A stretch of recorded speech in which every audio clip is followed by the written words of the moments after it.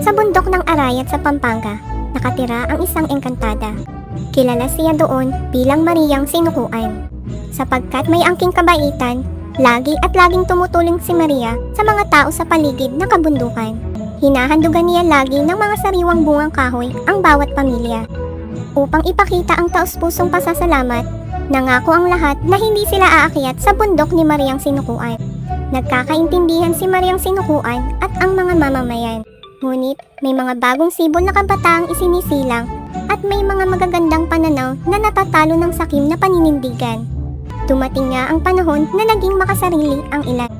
Isang grupo ang nangahas na umakyat sa bundok. Habang pinagsasaluhan ang napakaraming napitas na ehiko, lansones at siniguelas, ay natanawan nila ang isang papalapit na dalaga.